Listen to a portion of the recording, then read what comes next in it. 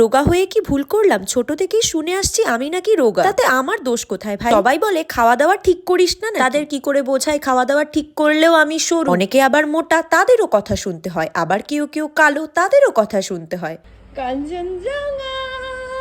ওই ড্রেসটাতে ভালো লাগছিল না, তাই ড্রেসটা চেঞ্জ করে নিলাম। এবার লুকটা কিরকম লাগছে অবশ্যই বল। যারা আমায় রোগা বলো তাদের উদ্দেশ্যে বলছি, আমি আমার বডি নিয়ে হ্যাপি রয়েছে। আসলে মানুষ কোনোটাতেই সুখী নয়। প্রিয়ার মতন যদি ভারতে এই আইনটা থাকতো, তো যদি কাউকে নিয়ে বডি শেমিং করে তাহলে বডি শেমিং করা ব্যক্তির কঠোর শাস্তি হবে, তাহলে অনেকটা ভালো হতো। তাহলে ভারতীয় পাড়ায় পাড়ায় থাকা রোস্টারদের মুখ বন্ধ করা যেত। আগে ছাড়া কথা বলতে বলতে আমি চলে আসলাম ক্যাভেন্টার্স। এখানে বলিউডের রণবীর কাপুরের বরফি মুভি শুটিং হয়েছে এবং সত্যজিৎ রায়েরও মুভি অনেক শুট হয়েছে। ছোট থেকেই দার্জিলিং এ আসবো, ক্যাভেন্টার্সে ব্রেকফাস্ট করবো, এইসব ইচ্ছে আমার আগাগোড়া ছিল। যখন নিজের ইচ্ছেগুলো পূরণ করছি তাতে অনেকের লাগছে ঝাল, কারণ তারা যে পূরণ করতে পারছে না। তো বাপু এবার করা যাক ইংলিশ ব্রেকফাস্ট। আমি ভাবছিলাম কোনটা থেকে শুরু করব। সত্যি বলতে সসেস খেতে আমার খুব একটা ভালো লাগে না, কিন্তু এখানকার চিকেন সসেস বাপা মাইন্ড ব্লোয়িং। আর সাথে নিয়ে নিলাম হট চকলেট, দার্জিলিং টি, আরো কত কিছু তোমাদের সাথে শেয়ার করতে ভুলে গেছি। আসলে সবটা নতুন নতুন হয়েছে তো, তাই এক্সাইটেড এর বসে সবকিছু ভুলে যাচ্ছি। বা চলো তাড়াতাড়ি করে আমাদের হোটেল চেক আউট করতে হবে। বলে আসলাম লেপচা জগতে। ইয়েস,